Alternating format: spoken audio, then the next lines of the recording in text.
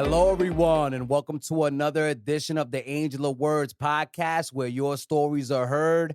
I am your host, Angel of Words, and before we get started, don't forget to click on that notification bell and subscribe, like, follow, comment, share these messages. It's important. We're available on Spotify with audio and visuals as well, so follow us there. Plus available on all podcast platforms. If you want to start your own podcast and you want to know what items you may need to purchase, go down below in the description, check out the links. It'll take you to what you need to get to start on your own path to doing a podcast.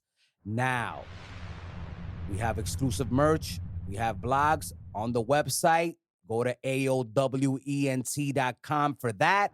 Our podcast today is sponsored by OTW Threads, Be Out of This World, and AttitudeOn10.com, your place to start building resilience and getting over your trauma. Now on deck on the Angel of Words podcast, we have thespian La Bruja, Caridad de la Luz. Hello, legendary La Bruja, Caridad de la Luz. It is a pleasure to have you grace us with your presence here on the Angel of Words podcast today. How are you feeling? Oh, I feel really, really well. I feel really happy to meet you and to be here. Thank you so much. Awesome. Well, thank you for being here. Now, you just come from D.C. I want to get right into it. You're an onion. There's a lot to unravel. What was going on in D.C.? You were at the Smithsonian, doing some public speaking work. I'm seeing that you do that a lot. So, what was that experience like and how did that come about? I had been invited to the Smithsonian American, it's the Museum of American History. I was invited there in 2015, and it was in an auditorium, and I recited poetry. It could be found on YouTube if you look up La Bruja at the Smithsonian. Okay, I believe it's there. I had like a red top hat at the time. And here we are, almost 10 years later, and they invited me back. But this time they have a American Latino pavilion. So it's not an auditorium. It's like an actual pavilion. And in a few years, it's going to be an actual full-blown museum, a whole big building. So I went yesterday to DC. I flew in, went to the Smithsonian, was greeted by the people there. I was speaking to a group of young Latino artists and activists, and conducted a workshop. So I was able to perform some poetry, told them about my history, did a Q&A, whatever they asked me, I answered, and then I coached them through a writing workshop, and then they recited poetry at the end. So they got like a nice crash course in NUYORICAN poetry with La Bruja. So, La Bruja, what's more nerve-wracking, doing your own poetry up there or public speaking? Like, what gives you more nerves, or you don't feel nerves at all anymore since you've done this so much? Oh, I do still get nervous, actually. I still get, these, like right before I'm going to address the crowd, I get these like twirls inside. But it's really all the same, I guess. I think it's safer when I perform poetry because I know exactly what I'm saying pretty much. But, when I'm going off the dome or when they're asking me questions, maybe that's a little more nerve-wracking. But I really love speaking with people. I really love communication. I love this. So I wouldn't say it's the nerve-wracking part. I would say is the financial part, getting paid, making sure that those things are in order. A lot of times you may do something. I've done things and then you got to chase the money, come back and, and do paperwork that they didn't put up front. And then you're waiting for months. And, it's not easy being a poet as your profession. There's a lot of red tape to get artists paid. So I would say that's the most nerve-wracking part is like doing the work and then paper chasing after. Oh my God, that's insane.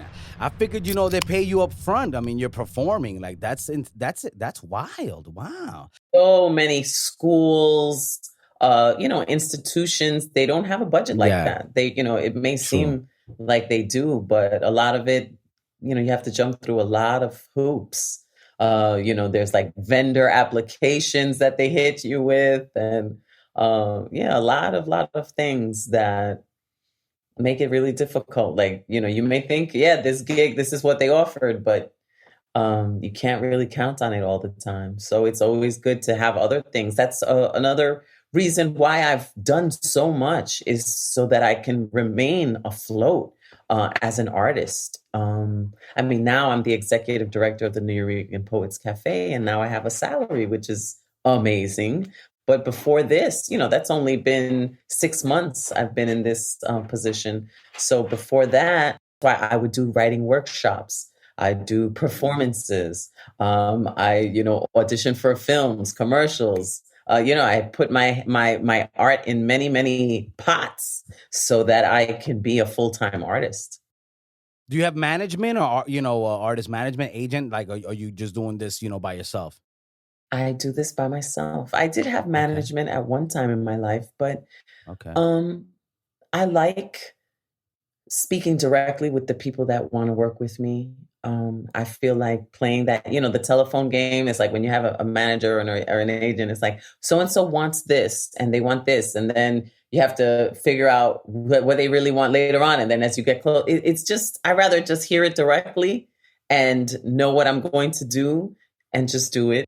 And I've always been a rather private person. I'm not much into entourages or anything like that. And I was a legal secretary for years. So, I mean, I know how to be my own secretary. Luckily, that has actually been a saving grace as well, is, knowing office procedures, stenography, business English, how to, actually compose letters professionally and all of that. That has absolutely helped me. When I first started, I used to write like I had a secretary, so I would use my daughter's name, and my daughter was like 2. I would use my daughter's name as signing as my team, as my management and my whatever.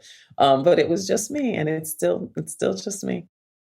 Wow, that's fantastic. Now, you are the executive, you said director of the Nuyorican Poets Cafe. And, since you mentioned it, let's get right into it. That is a staple, legendary staple of the East Village, Lower East Side community.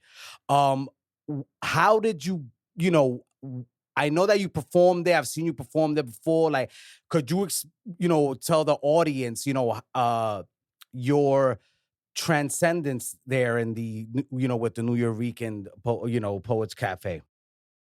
Sure. Well, I started April 3rd, 1996 on an open mic list when Babito was hosting at the time.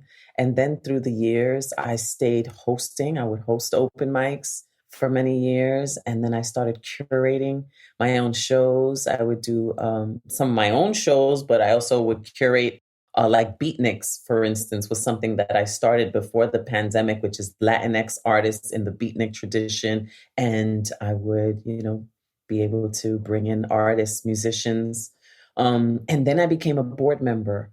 I continued to also teach workshops at the cafe. So we had the educational component by the day, the performances at night, curating in between. So I had done all different facets, all different jobs over the years, and continued the interest. During the pandemic, I started the first online open mic in the cafe's history and maybe in the city's history. And that actually helped us continue the branding of the cafe. It became international, was covered like on Channel 11 and different news cast that wanted to, this phenomenon of open mic poetry during the pandemic when people were closed in. It was like a really big deal to keep, healing going, communication, connection during this time of fear. And so all of those things taught me so much about the work that it takes to keep the cafe going, to keep the programming going. So once I became a board member, I also, became closer to the board, learned more about those needs, and then the thing that I think really pushed it, really got my foot in the door was that I started writing grants for myself. And I became a Jerome Hill Artist Fellow. That was like the first grant I ever won. And it was like a $40,000 grant that turned into a $50,000 grant over 2 years. That's what was able to sustain me during the pandemic. And then I wrote another grant and became the David Prize finalist, which was a $200,000 grant. I didn't win the full $200,000, but I know that if I had applied for the Nuyorican Poets Cafe, I would have won it, because I've been working on my own art facility here in the Boogie Down Bronx in Soundview, where I'm born and raised and still live. I've been restoring an old trucking garage, and I've been doing that since 2015. And I think the board saw that, that I can actually do grants as well, which is a huge part of keeping nonprofits going. And then the position was offered, and I asked the board to consider me and did an interview and was selected. Well, congratulations. It's great because it's a beacon. As time has progressed, there's been, less and less Puerto Ricans, living in the city. We've gone from the highest population of Latinos to now ranked lower. I'm not sure exactly what the number is, but it's definitely not number one how we used to be. And That's right. a lot of these places can get swallowed up by corporations and things of that nature, and big business. And then you lose places like the Nuyorican Cafe, where people can go and express their artistic prowess. So, my question to you is, how does it make you feel to be a person that is still involved and actually cares about culture in a world that seems to be filled with so much greed? Mm. Well, the founders of the Nuyorican Poets Cafe were my mentors. I actually got to know them and learn from them. I know what mattered to them. For many years, the cafe was under different management and not of our culture. And so to be able to reclaim that and be actually a Nuyorican poet at the helm of the Nuyorican Poets Cafe really means so much to me, more than I even can articulate. And and I'm a poet. It's hard to find the words of how profound the pride is. And also the responsibility. For the first 6 months, like, I actually had serious anxiety, a fear of failing, and of not, doing it. Just, it's like, I don't have training in being an executive director, and that's really being a boss. And I've been the boss of myself, but to be the boss of a crew of, having to deal with salaries, firing people, or what is actually in alignment with the cafe, creating the programming that I feel, represents the cafe best. Like, all of those things, it was very challenging, as well as writing like 4 or 5 grants. And I've already won one for 50,000 from the Gilman Foundation within the first 6 months. That was So, on your Instagram, yes. It's a lot. It's really a lot of work, but it means the world to me. It really does. And, like I said, I knew the founders. Our last founding father passed away over a year ago on December 1st, Miguel Algarin. And he was, the first person to take me on tour, actually to DC, when I, back in 1999, was my first time performing, in Washington, D.C., and touring with the Nuyorican Poets Cafe. And, and I just I remember them. I remember, what mattered most. And so I started now. I have writers retreats every Sunday. So, you don't come to the cafe just to perform anymore. Now you can come and sit in the space and create. And I conduct those workshops. And when I can't, I do have a great substitute. I have, Rich Viad and Eric Maldonado, aka Advocate of Words, who I now have as the program's manager. So I've been able to cultivate a team that I trust. And that are also in alignment with, the mission of the cafe, that are also people of color. I mean, we do have some people, we do have white allies. We have had white allies. We do have one on staff I who remember a helps lot us. of white people being at the NUYORICAN when I was there. It was a lit place, it's a popping place. It's really a beautiful place to be. If you ever come to New York and you're into the arts, I always felt like, wow, it was a beautiful place. It was an intimidating place too. Like, it really, like, really top artists go there. When Yeah. they mingle and you meet people, and it could be intimidating. I went there as a child. I wasn't ready. I got to go back, but I wasn't ready. It was awe-inducing. I'm going to be completely honest with you. Well, you need to take one of my workshops and then you can get on stage. All right. Well, and talking about then it won't be so bad. Yeah, well, I need to get on stage. I'm Angel of Words, right? I've done one public performance. I did some stand-up comedy back in the days. Ooh, I love comedy. Yeah. We also do our once a month comedy open mic as well, because I love all of those things. We also do karaoke night once a month. Really, really great energy, but it is intimidating. The first time that I went, I was really nervous. I still remember those feelings. And but people, artists go there, like they say, to cut their teeth. That's where you sharpen the blade. If you're trying to work out a new piece, that's the perfect place to do it, at the open mic. And then we have the slam. So you can perfect your performance at the open mics. And then when you feel ready, then, if slam is what you want to get into, then you can start competing in the slam. We have the Wednesday night slam, and then whoever wins in the Wednesday gets to go to the Friday night slam. So it's fire. Is there prize money involved in this? Oh yeah, a whole whopping $20. Oh, all right, cool. All right, you win something. Something is better than nothing,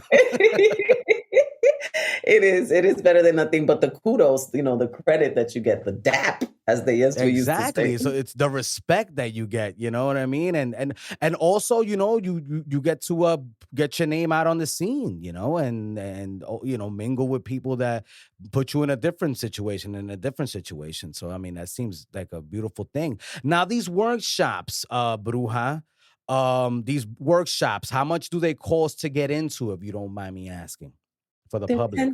$10 on a Sunday. Mm-hmm. Really? So it's only Sundays that you're doing them?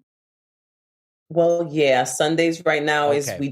I teach the 12 to 5. Like, I open the doors at 12 and people get to mingle, we get to talk. And then at 1:00 we start it. And then by 5 p.m. we're done. And it's a crash course. Same thing, coach. I get to see where everybody's at, what they're there for. Some people want more performance teaching. Some people just want more, prompt coaching and, how to get the words out. So I basically get a sense of who's in the room, what they want, and then I get into it.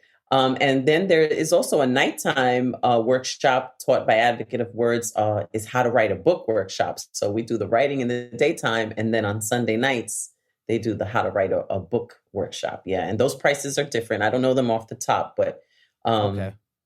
Yeah, where can we find them? Is there, you can go to the NUYORICAN website and find it there?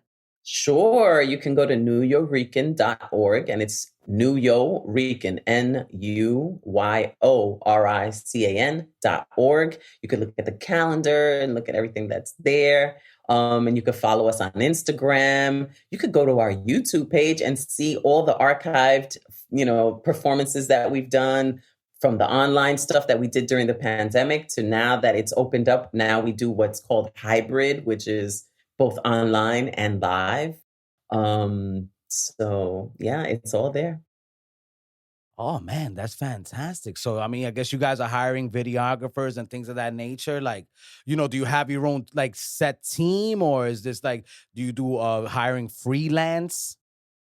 Oh, we do get volunteers sometimes, but yes, we do Okay. already have our crew. We have our, our set people that do the videography.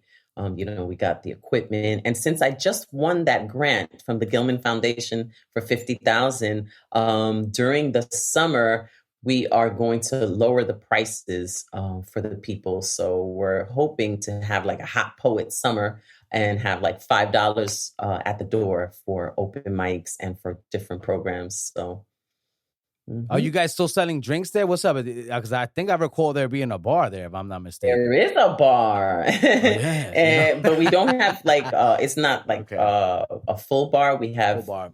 beer and wine and Okay, juice and water. On the Sundays is the only day that we actually serve cafe and tea okay. because it is a cafe. And but we have Rosie's Bakery right next door, and she's open every day of the week except Sunday, and she has delicious coffee. So not to compete with Rosie, we just do it on Sundays. I love the camaraderie. That's something you saw a lot back in old New York. I don't know Mhm. if you see that as much often now, but I remember old New York being a little bit more family oriented when it came to businesses. Yeah, well, the Latinos in the area, it is being gentrified, and it's an Yeah, actual fact that, our people are being phased out. Seems to be this pattern of, the people that are there, they beautify the area, and then people, come in. We get these developers. We've had issues with even our developer next door, who did illegal building during the pandemic and like blocked off one of our fire exits. So we've actually been functioning at half capacity because of that. We've had a lot of issues, but it has been very important to me to reach out to the Latino, uh, businesses that are still around and make sure that we are a village, that we support each other. Casa de las restaurant is around the corner. We still make sure to, have them cater for us. Rosie's next door as well. It's really important to find out who's still around and stay connected. I also did this Encyclopedia Botanica, which was once a month, and it was hosted by a Puerto Rican elder, and it would to promote intergenerational communication between the youth and the elders. So to keep that important. type of thing going, communication is super important. Respect is super important. It could have easily, yes, absolutely been phased out and just become the Nuyo and then drop the Rican, like it was starting to feel Yeah, like that. And I was like, okay, no, God. no, this is the Nuyo Rican Poets Cafe. Let's not get it twisted. Yeah, you can't get rid of the sauce, the salsa. Come on, what are we doing? Yeah. I mean, it happens. I mean, Oh even yeah, on the island, look what it's like a yeah, little microcosm of the macrocosm. yeah. It's something that we have to be really vigilant about and fight all the way. Well, you are a bit of a firecracker when it comes to things of that nature. You're coming off so sweet right now, but you don't play games when it comes to your ideologies and your beliefs. And you just went in on Ricky Rose Joe showing up. Could you discuss that a little bit? You know what I mean? Well, Seems I like mean, are you for statehood or are you for independence of PR? well, if Ricky Rosselló is advocating for statehood and he was ousted by 1 million Puerto Ricans, what do you think I am for? Ah, it seems like you're for the independence of the Yes, island. that's right. Yes, I am. The poets, the nacionalistas, I have listened to their teachings, and they were absolutely sane and reasonable in what they wanted for Puerto Ricanos. And we're witnessing what it is that we were warned about way back when. And so I haven't given up that ideology. Like you say, I haven't given up that fight. If anybody Puerto Ricano is on the fence about statehood or independence, ask a native Hawaiian how they feel now as Hawaii being a state, if you can find one still there. And we still have a chance to hold on to it. So, yeah, I mean, Ricky No. Rosselló, he hoarded. He was living the high life while people were dying outside of the walls. Puerto Ricanos were burying their own in their backyards while he was getting his water, had his electricity, had his food. People were dying outside. So, he has slithered his way into the politics because, of course, America does not want Puerto Rico to be, Puerto Rico is their cash cow. The different taxes that they've imposed on Puerto Rico, the different tax breaks they've made for the rich to go and buy up the land in Puerto Rico. It's really it's genocide. It's genocide of our people, genocide of our culture, and yeah, I feel very strongly about it. And I mean, I'm cool about it, sure, but Yeah. there's a time to fight and there's a time to listen and sit and meditate and think, plan, you know. And There's a I'm glad you mentioned that because I feel like the rest of Latino America sometimes there's a big disconnect between us and them because of the whole citizenship situation and the facts that but I feel like they don't really understand the struggle that goes on there. So I'm thankful that you went into a little bit of detail about what really is going on because it's not like something we don't want, but it's a struggle to get there. You know what I'm saying? It's Well, the only reason we were given citizenship was so that our men could fight in their wars. It's not like we have citizenship, but we can't vote. Our Puerto Rican people can't vote. There's a lot of hypocrisy and corruption and I mean, but to an American, we may as well be Mexicans. Like they don't know the difference, you know what I mean? Like they don't know really our history, who we are, our struggle. It's only just coming to light now and it's kind of like it has this it's an odd effect. Like the more they become aware of our history, the more they want to be a part of it and change it so it's it's a really challenging situation. But after Hurricane Maria, it was absolute. Um, what do they call it? There's a word for it.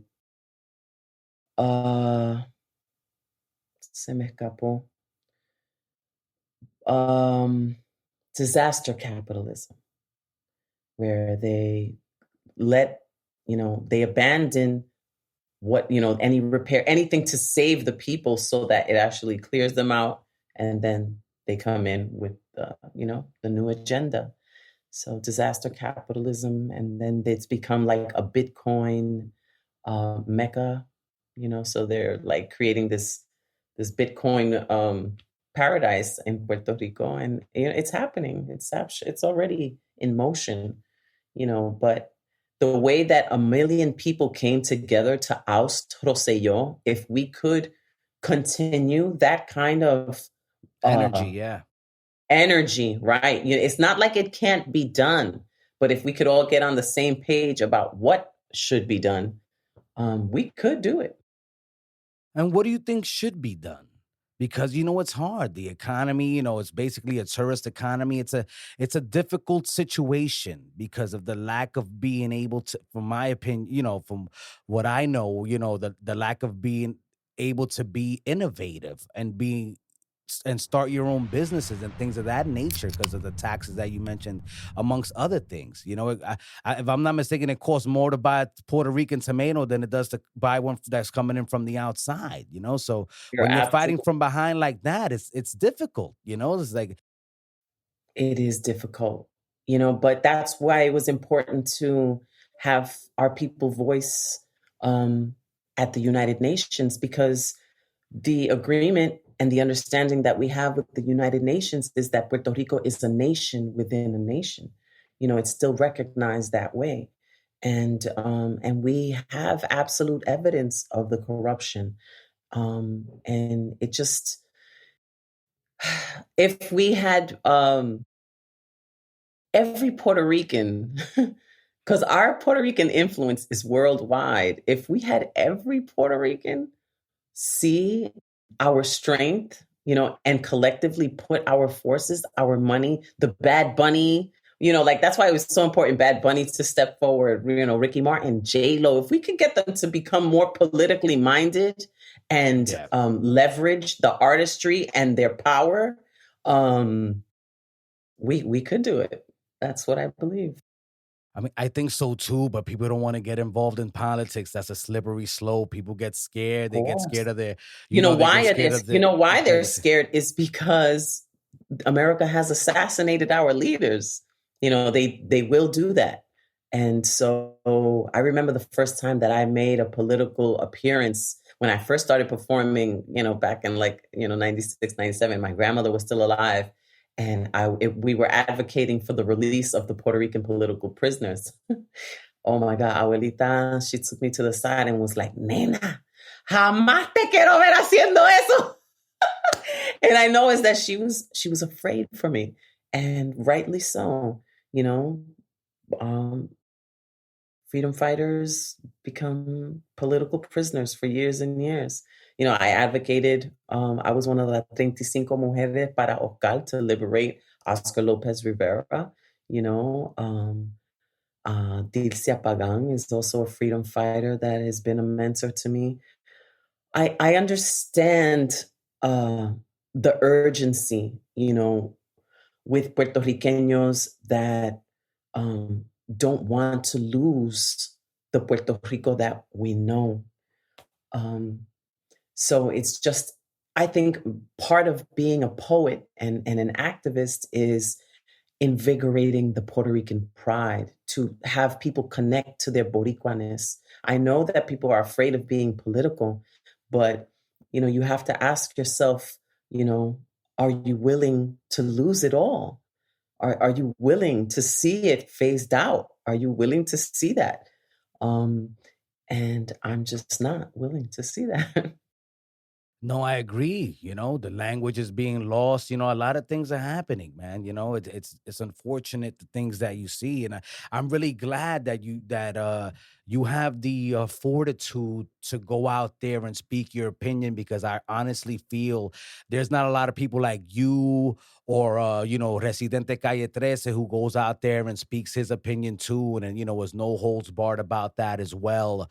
I think it's important because I feel like it's Latino America needs to understand that, there's struggles everywhere and there's struggles there too. And, and we can understand you, trust us, because, the culture has been bastardized. You're against cultural appropriation. I've seen, you talk about that as well. And it seems like this is a very important subject matter to you, and it is to me as well. My own mother, I don't do politics anymore on the podcast because my mother didn't want me to do that.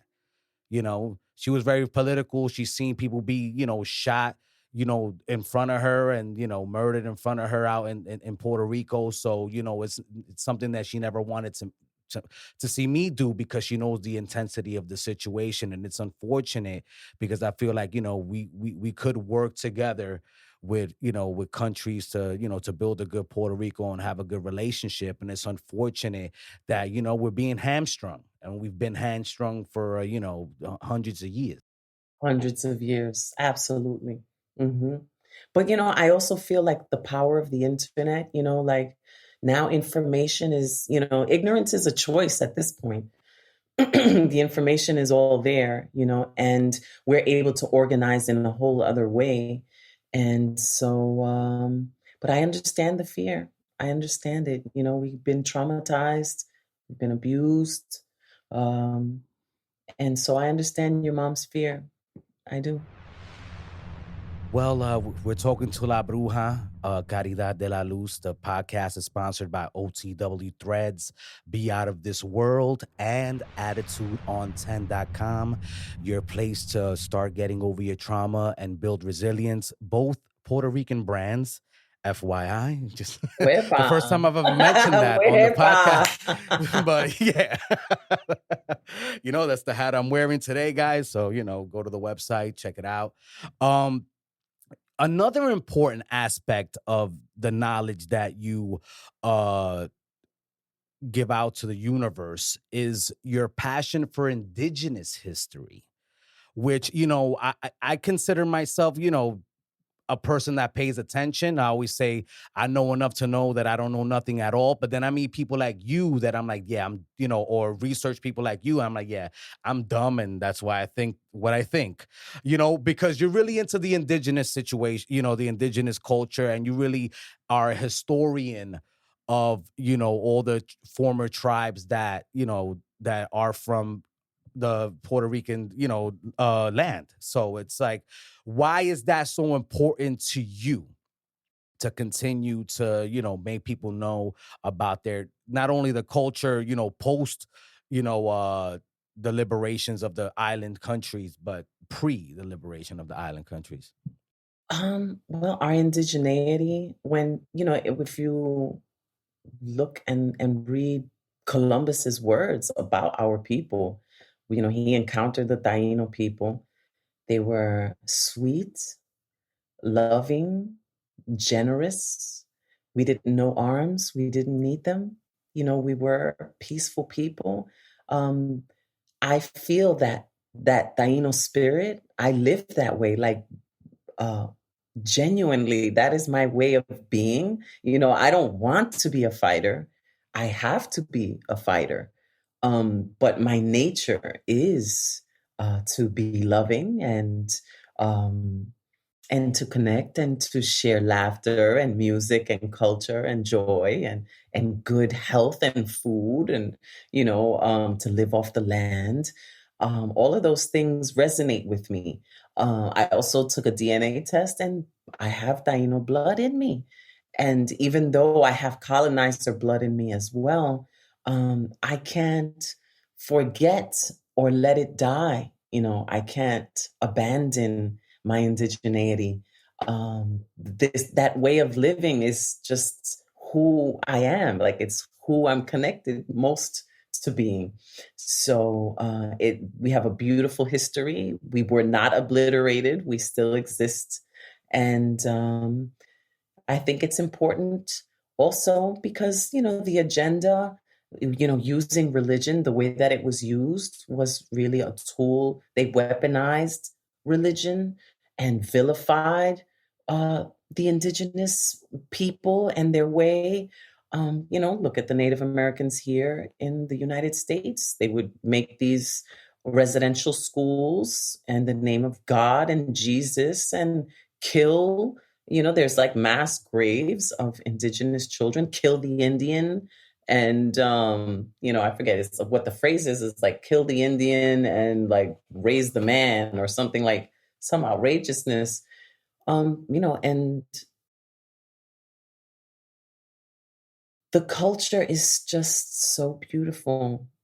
Even here in Soundview, I have been called a steward of this land here, which was once called Snackapins, of the Siwanoy people, the land between two waters. And I've been doing annual gatherings. We're going to do our 5th annual gathering this Saturday. And, this was once an archaeological site in the 1900s. There's mass graves here, there's burial sites. And learning about the Siwanoy and how they, practiced their rituals and their, community interactions is super inspiring to me. They honor their dead, they and honor their women. I believe in matriarchy. We live in a patriarchal society, and look at where we are. We have mass shootings. We have femicide, rape, all of these things that came with colonization. So I believe more in a time before colonization, that way of living. And so I want to hold on to it and share as much as I learn, I share. And as I share, I learn. And, we bring tribes together. There are a lot of spirited, like-minded beings that exist in the world. And I believe in creating this cosmic consciousness, and this awareness. I truly believe I meditate every day on that. I visualize a light surrounding the world, so that we can finally wake up and stop being separated by color, stop being separated by sex, and stop being separated by money, and greed. Do you honestly think that we could, have parallel universes in the same world, like essentially where like we're not all going by the current societal construct, that you can have a world like you just depicted, but also live in conjunction with the world that already exists, with the culture that already exists? Or do you think it's just idealism? Um, well, in meditation, there are those realms. Like you can reach those realms. I do believe in doppelgangers. Like you do have, another of you working in another dimension. And a lot of the time, when I don't have an answer here, I will go in and use another dimension to figure something out. Um, I did that actually with, I have a cannabis line of edibles. And I make a Naturally, it's the wave. coquito. I Why make a not? I know we're going in a whole other direction. I do believe in cannabis as well. And Don't look at worry, what's I'll bring you happening. back. I'll bring you back. 10 years ago, we didn't think, we would go to jail for cannabis. And now it's Yeah. like a booming business. So anything is Yeah. possible. But I make a coquito infused, a cannabis infused coquito called COCOTASO. And I made that with the doppelganger in meditation. So I went in and I did it once. And I was like, no, that's not it. And then just left it alone. Then went another day, meditated and visualized how to make it, how to make it, how to make it. I was like, no. And then again, I went in a third time. On the third time in that meditation, I did it. And I came out of the meditation. I wrote everything down and I actually did it physically. And that is the recipe. And it is classic. Oh man, you Puerto Ricans, us Puerto Ricans are so eccentric, Copy that. But COCOTASO, I love the name. That will most definitely catch on. Let me know when that hits the market, and I'll post it on my Instagram and let everyone know about the Thank you. COCOTASO beverages. I Sounds only like a do great private holiday drink. batches at the moment. I only do, private, low key, Okay. small batches, because I have my hands full. But Yeah, for sure. yeah, usually during the holidays, I'll make a nice batch and have my customers just love it. All right, sounds good. Sounds good. Well, I want to talk about your poetry, La Bruja. You're extremely talented. Obviously, everybody knows that. You know what I mean? What's your favorite style of poetry? And what made you want to pick up a pen and start putting your thoughts on paper? Well, poetry was something that was taught to me by my mother's mother's mother, my great grandmother, Mama. And both me and Mama, we were being taken care of by my grandmother at the same time. So I was 3 and Mama was like 80 something. and she was the one that would recite to me. She was the one that would share poetry with me, even though she didn't know how to read or write. She knew how to recite. And then every holiday, I would entertain my family. I have photos of myself at 3, 4, and 5 conducting basically an open mic in La Sala in the living room, getting my That's cousins awesome. to do a show. And, it started from very young. My family, has been the one that has taught me those things. And we're a musical family as well. We have a Fania all-star in my family, Eddie Montalvo. He's the conguero of Ruben Oh, Blades. wow. In that, the Yes. most famous salsa song, Por la esquina del viejo barrio, lo vi pasar. Yeah, Those Pedro conga hands, Navaja. that's my Yes. cousin's hands. El primo hermano de mami, Really? Eddie Montalvo. Oh, So, that's I got to amazing. meet Hector Lavoe when I was a kid and go to Oh, wow. concerts and see Celia Cruz and everything. So, the arts and dance. My parents met dancing salsa. Like, we're like in it, immersed in the arts. And but the poetry was something that my great grandmother taught me. And she passed away when I was 10. And when she passed away, I couldn't remember her poems, I had gone to school, I was already learning English. I had forgotten the Spanish. And, when she passed away, it like hit me really hard. Like, oh my God, I can't remember what Mama said, what the poems were. So I feel like my whole life I've been recreating that feeling that I had when Mama would teach me her poems. I remember it being about family. I remember it being about love and culture. And, I just remember this warm feeling, and feeling good about being a woman and feeling good about being Puerto Riqueña, un orgullo bien fuerte. And so I feel like my whole career has been, trying to recreate her words and her essence. I know that she is my poetic angel. And, Maya Angelou said that people won't remember what you said, but they will remember how you make them feel. And That's that a is fact, absolutely true. And so my poetic career has been about identity, that exploration of what it means to be Puerto Riqueña, Boricua, what it means to be Nuyorican as well, what it means to be a person of color, what it means to embrace your Africanness and your indigenousness, like all of those things. I have just explored it through the arts. And yeah, little did I know that it would be the thing that I would do for the rest of my life. I had no idea because no one had ever done it. Nobody, even when I had first started performing, my family was like, "When are you going to get a real job?" Yeah. That must have been tough. What was that situation like? Because that's a big situation. Make sure you have a steady income, as they call it. That's why I had to do so many things. Yeah. That's why I just, if it was, like I said, you auditioning. Sing, you dance, you do everything, right? What's your favorite thing to do? Is it all of them? Is it, do you like to sing more than you like to do your poetry? Like, what's the deal there? Artistically? I say that it's kind of, that's like asking me what's my favorite finger. I need them all to pack a punch. Wow. I thought you were going to say something else there. Wow. Okay.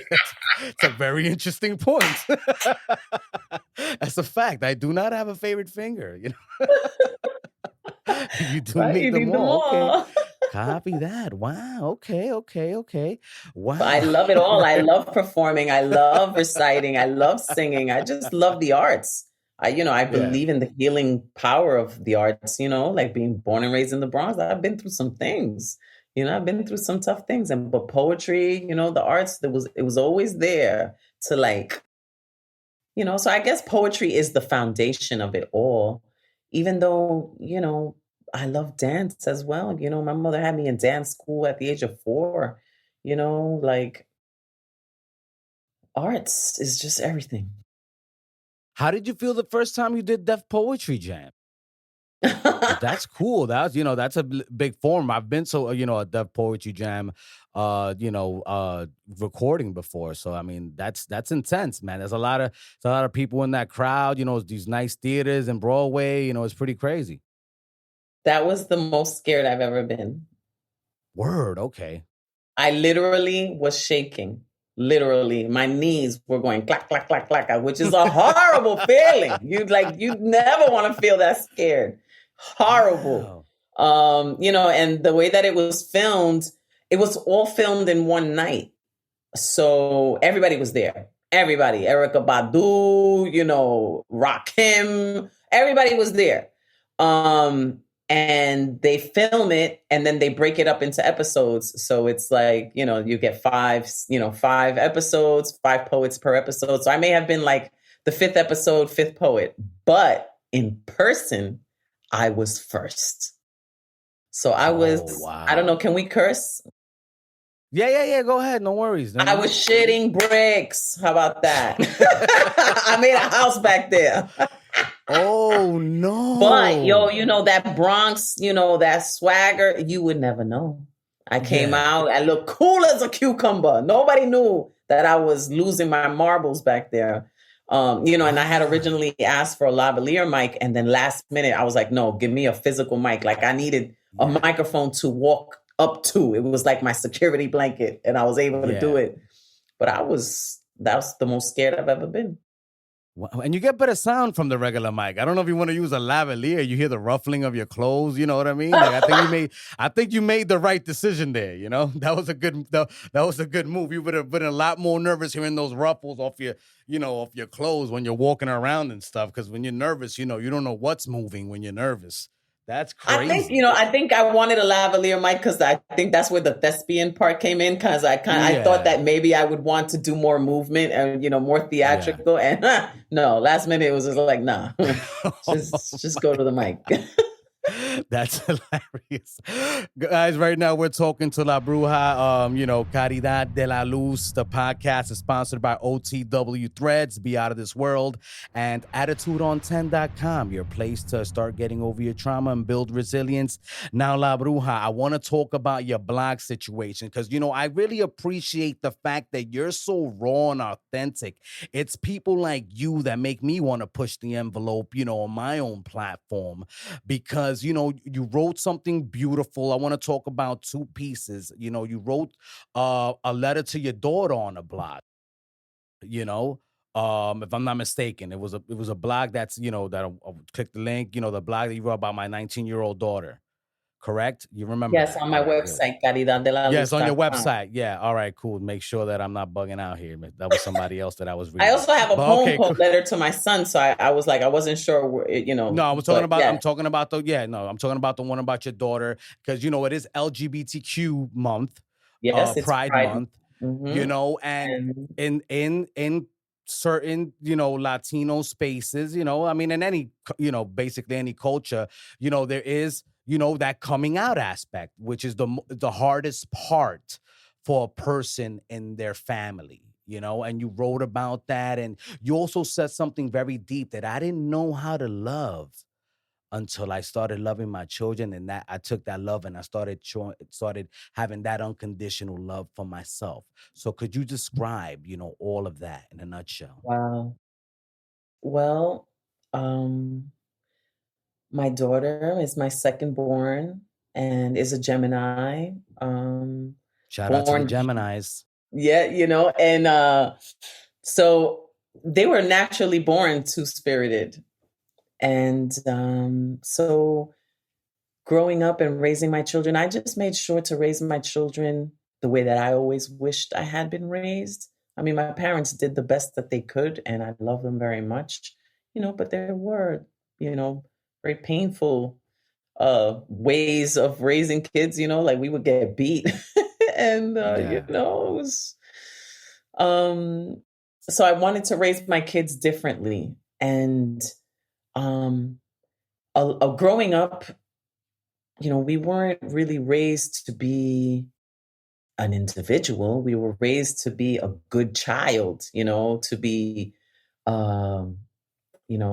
cooperative and docile.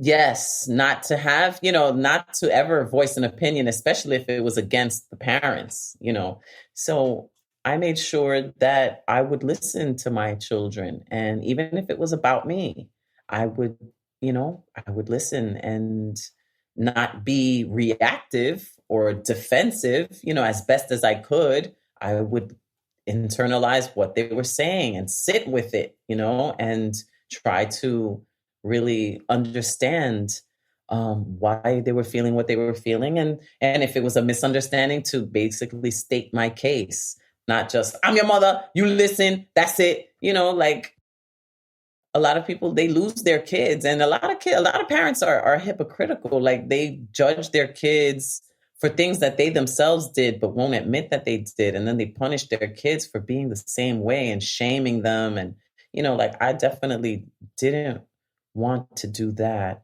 I promised my children that I, as long as they tell me the truth, we could work anything out. They don't need to lie to me. And I mean, I also let them know that nothing that they could possibly do would ever make me turn away from them. Like there's nothing that would make me stop loving them. And I made sure to make that clear. And I know that I did a good job because when they lost their virginity, they came to me. I haven't spoken to my mother about my losing my virginity still. Like, there's no communication about like really, like what it is to become a woman or, like sexuality. We just know don't do it. That's it. Like that's all we were raised with.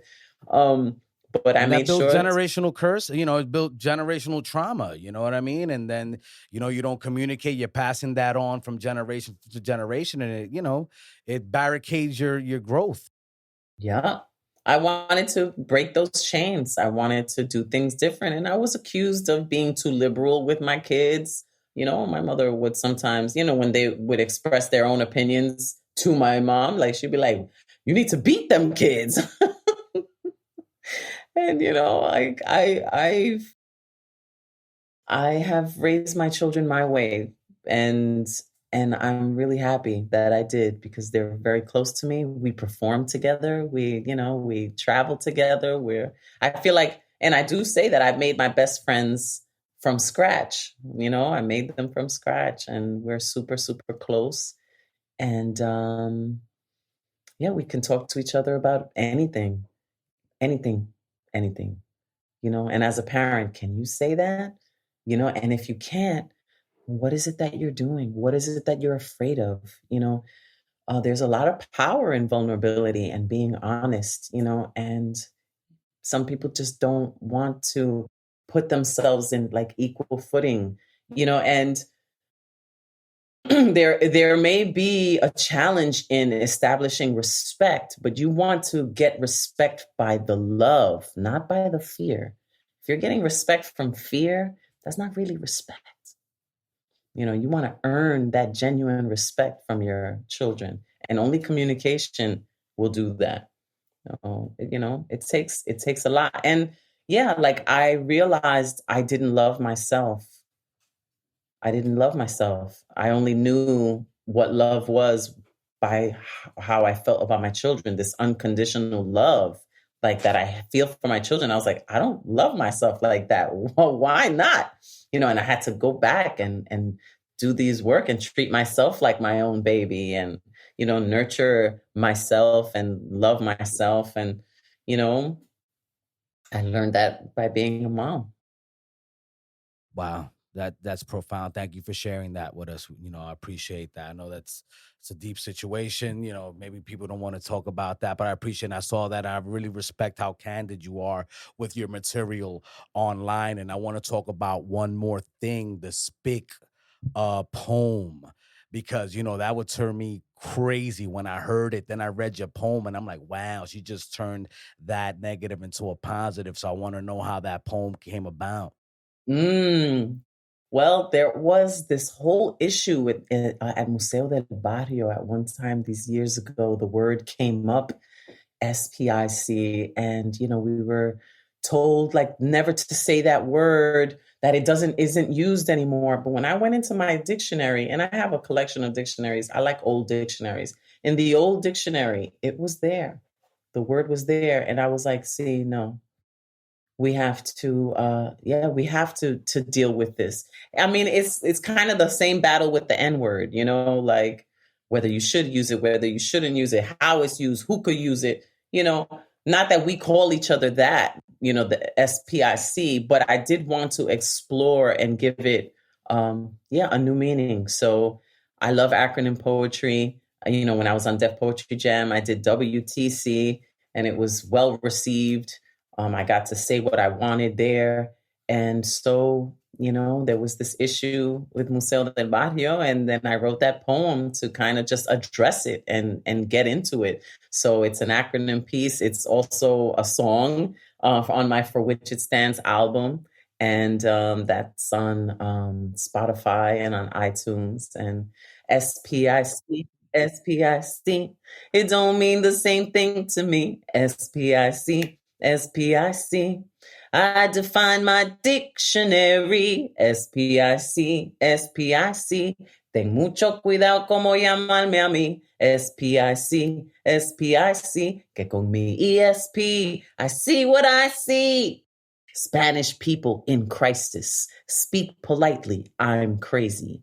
Spain probably isn't caring. Statehood probably isn't coming. Separated people inevitably crumble. Start participating in culture. Strong pro-independence community. Society prefers indifference collectively. Speaking powerfully involves commitment. Similar patterns in chimps. Slander purposely impairs confidence. Surviving people's insensitive comments. It just go on and on and on. Fire. I wasn't expecting a performance, All right. Just a little. Only on the Angel of Words podcast, y'all. I'm telling you, man. She's bringing it up. We really appreciate that. That was absolutely beautiful. Wow, man. I like surprises. That was dope. That was absolutely awesome. So go check that out on Spotify, y'all, man. Exclusive right there. And definitely going to be showing that clip to y'all. Now, you mentioned something actually, which was actually, it's extremely pertinent. Latinos using the N-word. How do you feel about that? Because, that is something that is a very touchy situation, man. Like, I cringe a lot when I see it overused, and I'm seeing it used a lot in the new Latin music that's coming out now. I'm gonna be honest. I don't know how, I don't know. It's a touchy situation for me. That is a touchy situation. I mean, I know growing up in the Bronx, we did address each other like that, but I understand the history of the word, the dark pain associated with the word, and how white supremacy has taken that word and weaponized it and used it against, our people. I mean, we are Black as well. Like, we have African blood in us, and part of the African diaspora, for sure. Of course. And, and to a white supremacist, we're all N-words and S-words. Yeah. But I think that it's important for Latinos to be mindful of using that word. I remember when J-Lo used it, and like there was a song I think she did with Ja Rule, I think it was. Ja Rule, yeah, and she did use it, and I remember defending J-Lo. I'm for Real. That. Like I'm Real, I think was the name of the song, if I'm not mistaken. I'm Real. Yes, J-Lo featuring Ja Rule. And at that time, I defended J-Lo's use of it, because like she's right from here. She's from Castle Hill, or from Soundview, and maybe that was wrong, but at that time, like, I identified with it. I was like, that word, belongs to me too. I mean, when I went to my first time ever going to Europe, I went to Poland, of all places. I was hired to be in a musical that toured in Poland, and that's what they called us, like, from a distance. Not everybody, but like when we were in Warsaw, and we were a multicultural group, like they were slinging that word at me too, and yes. And then they said, like, it was so weird. They called us that, and then they were like, Michael Jackson, motherfucker. I was like, what? I was like, God. Okay. But, I think that we need solidarity between us, all of us, people of color. And, but I don't use the word. I don't. I've chosen to not use the word and to respect, my African American brothers and sisters, and because I also do, I do benefit from color privilege. Because I'm light skinned, I have been able to go into certain rooms and not be harassed, because I can blend. So I understand that I have a privilege because of the color of my skin, and because of, the texture of my hair, even though I know my Africanness, and I identify with my Africanness, and, but I also understand that, I'm not immediately targeted the way that Black people are. So because I don't suffer in that way, I respect not them and not use the word. No, I agree. I got put on the spot myself by, one of my ex-girlfriends, and she really broke it down to me. And yeah, I've had to phase it out. So, I mean, I really appreciate you, sharing that because, it's something that's really on my mind a lot, because I've been hearing it a lot in music and I'm like, oof, I don't know, man. That's, when people get, because, you're getting away with it now because they may not be paying attention, but you're going to have to answer for that. And, I hope you know what you're doing. Right. Well, La Bruja, we've reached a point in the podcast where it's time to play 5 Words with Angel.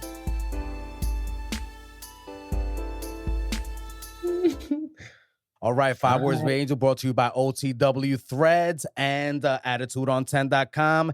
Now, La Bruja, 5 Words with Angel. I'm going to give you a word, phrase, or a question. You're going to give me the first thought that comes to your head. Are you ready? Yes. Here we go. The first word is, what do you think about when you think about Taíno? The word Taíno. I think of Jayuya in Puerto Rico. Yeah, Jayuya is a town in Puerto Rico. I believe it was named after El Cacique. There is a mountain in Jayuya there. And when I think of Taíno, I think about that sacred place. I love it. All right, the next one is a phrase, cultural appropriation. What comes to mind? Halloween.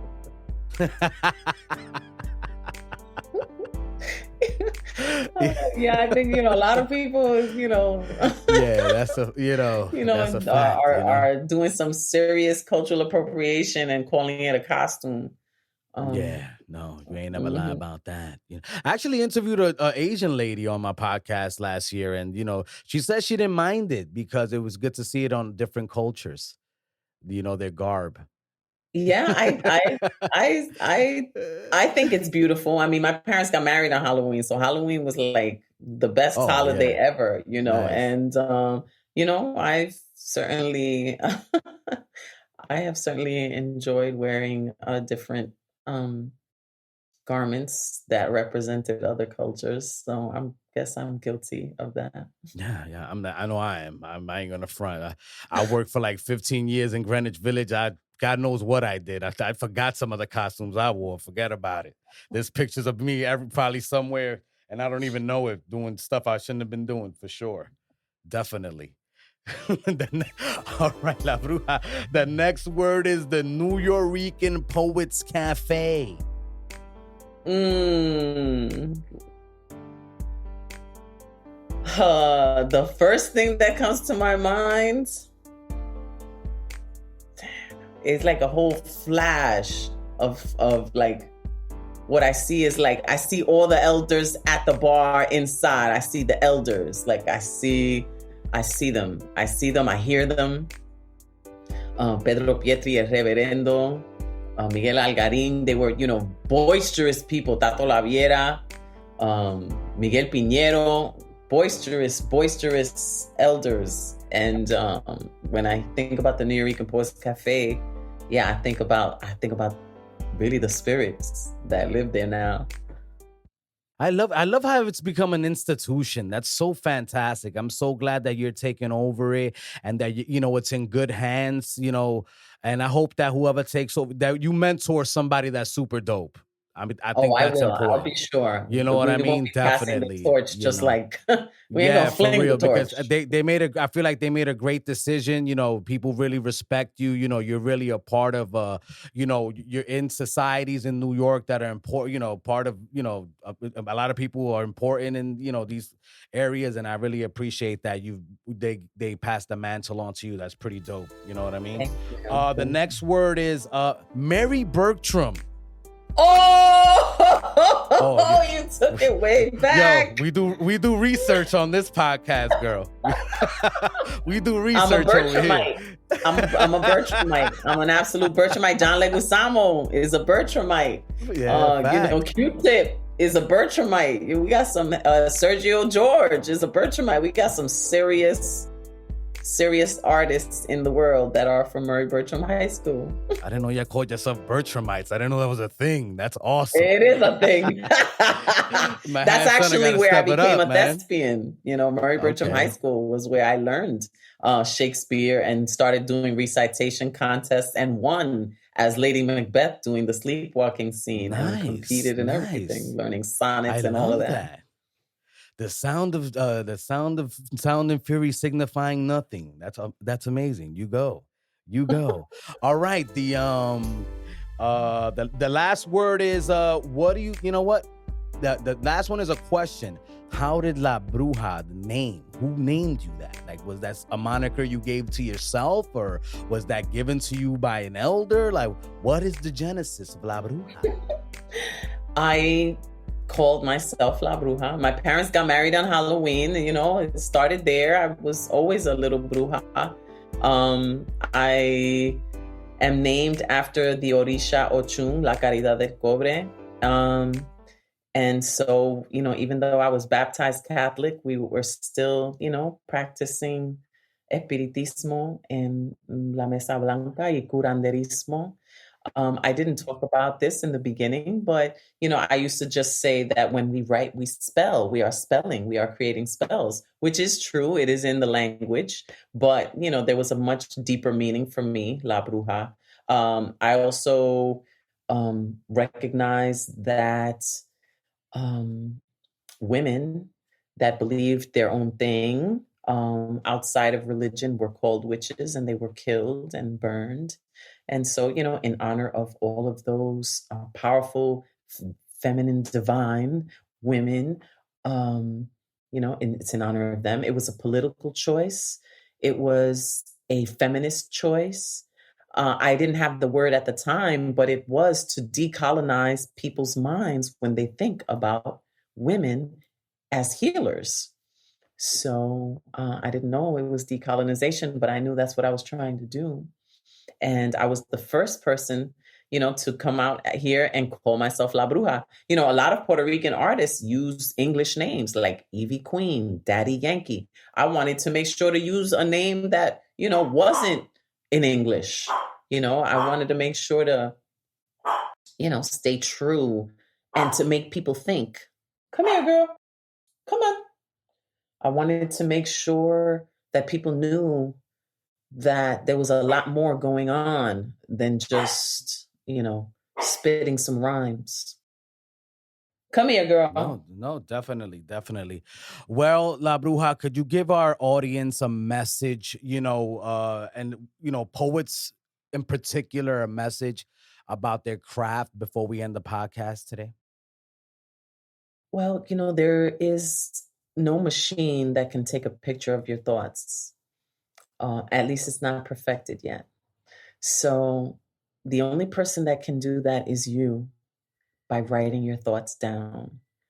And if you don't write them down, you won't remember them the same way. So I encourage you to keep a journal, write your thoughts, even if it's just one word. There's a lot of healing in that. Your message is just as important as anybody else's. Honor yourself. I like to also say that it's never too soon and it's never too late. So don't debate or procrastinate. Just write it down like you just can't wait, because what you say just might be great. So write it down. And I also like to say that there's nothing that you can write that is wrong. That's why it's called right. So write it down. We created ourselves. Like, why? Just get it outside of yourself. Get a new journal and fuck shit up. Do your thing. You know, like, get in there, express yourself. It is, we need everybody's voice. Well, fantastic. Where can we find you, La Bruja, before we sign off? You know, where can we find La Bruja doing her thing, and, you know, workshops, everything that we can find? Like, where are we going? I guess my Instagram, La Bruja NYC. For the non-Latinos, it's La Bruja NYC. You can follow me there. Follow NUYORICAN Poets Cafe. Go to NUYORICAN.org or go to my website, CaridadDeLaLuz.com. That's a lot harder to say than La Bruja. And that's another reason why La Bruja stuck, I think, too, because Caridad de la Luz is like a whole Spanish lesson. But, you know, that's my website. And You could go to also, go to my YouTube page. Look me up on YouTube and subscribe to my page, my Caridad de la Luz page. I have so many videos. During the pandemic, I did my own videos, which was very new for me. I always do like to push those boundaries. If you're comfortable, you're not really creating. You have to get out of your comfort zone sometimes. You're not growing if you're mega comfortable all the time. So like in the moments that I'm uncomfortable, I know that, okay, these are growing pains and I'm only going to be better from this. Like I said, becoming the executive director was very scary and it was overwhelming. And I just, I pushed through it and I had to prove to myself that I could do it, and I really believe that anything that we put our minds to and our focus on, we can accomplish. And I am no different than you. Well, there you have it, folks. There you have it. That was La Bruja Caridad de la Luz here on the Angel of Words podcast. Don't forget the podcast you can find by clicking on the notification bell on YouTube. We're on Spotify and all podcast platforms. For the affiliate links to start your own podcast, they're right below in the description. Don't forget the merchandise and the exclusive content and the blog is on AOWENT.com. Our sponsors today were Out of This World Threads, OTW Threads, and AttitudeOn10.com. Thank you for tuning in, everyone. We'll talk to you later.